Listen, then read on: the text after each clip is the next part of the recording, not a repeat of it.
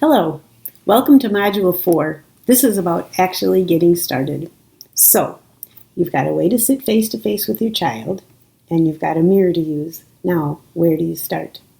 The first step is to take a good look at your child's toolbox that we talked about earlier, and this is going to help you decide where to start. There are three main goals here. The first is to have your child engage with you. The second is to have your child imitate your actions. And the third is to have your child make intentional sounds, realizing he controls them. So engagement, imitation, and then making intentional sounds. So the first one, getting your child to engage, is one of the very hardest to accomplish. Part of the problem might be that you can't always tell whether your child is engaged or not. This used to happen with Kathleen. Her eye gaze was always unusual, so it was hard to tell where she was looking. And besides that, sometimes she would just deliberately turn away from something, especially if it was something she was really excited about. It seemed like she was avoiding it or that she hated it, but I think she really was just overwhelmed. If you watched her closely, she'd take little peeks to the side, and finally, she very often did end up looking at it. So it might be that your child is secretly interested, but just turning away from you. But that's not always the case. I've heard from a lot of parents who say their child simply won't engage. They just want to keep playing with a toy or a phone or an iPad or something, or doing whatever else they're doing. So how do you engage that child? Well, one possible way is to try taking turns with your child at whatever your child is doing. You can say, "My turn," and put your hand over the toy to stop them from playing just for a split second, then take it away and say, "Your turn." You do this a few times, make it funny, and only for a few seconds, and pretty soon your child might anticipate that you're going to do this. You get your hand ready, but you wait a few seconds and do it, and they see that this is kind of a fun game.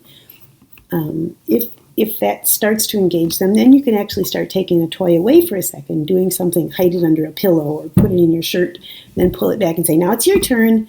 Watch for cues that your child is watching you or smiling at you or engaging with you when you do this. The second step or goal is imitation of your actions.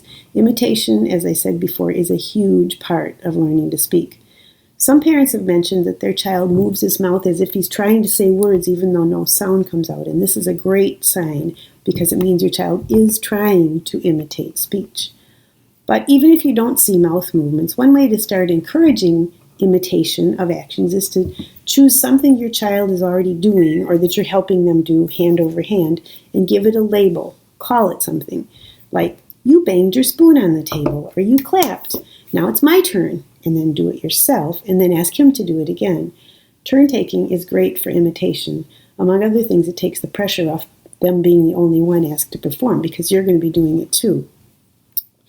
The third goal is making intentional sounds. Once your child has the first two, he's engaging and he's imitating actions, you can start helping your child realize he has control of the sounds he makes. One of the ways to do this is with very simple bursts of sound like ah, ah, ah, or ooh, ooh, or or uh-oh, uh-oh. Or you can make animal noises, whoo like an owl, moo like a cow, or vehicle noises, boom, boom, trucks, or beep, beep, the horn. When your child does start making definite sounds like this, you can make the sounds right with him. This is called co-speaking. You make the same sound your child is making at the very same time. This amplifies the sound that's coming into your child's ears, and it reinforces everything he's doing. Now, you don't want to co-speak like that all the time with your child when you work with them, but just at this level, at this very first stage, it's a wonderful and fun way to reinforce your child's vocalizations. And remember, if you're doing all this while you're looking in a mirror, he will catch on even faster to the fact that he is actually controlling these sounds. For this phase, it's great to use music. You can sing songs that use those sounds. Old MacDonald is a great one for animal noises. The Wheels on the Bus is great for vehicle and other sounds. According to brain researchers, music activates all parts of the brain. And as we've said before, the more parts of the brain you use, the more that skill will be remembered. One last note. This whole getting started step may take a long time, but don't give up on it. As your child progresses through any of these levels, make sure to update your list of what's in your child's toolbox: new skills, new likes, new dislikes, anything else. And when you write down these things, put the dates of the new things too. Because while some of these steps don't seem very impressive at first, at a later time you may realize that some of them were big steps. Unfortunately, you'll also see some backward steps, and that's important to log too. It might help to see if those steps, forward or backward, coincide with anything else going on in your child's life. Health changes, medicine changes, new siblings, moving to a new house. It's just a good habit to establish, to put the dates. So hang in there. Celebrate your child's successes and watch for the small steps as well as the big steps.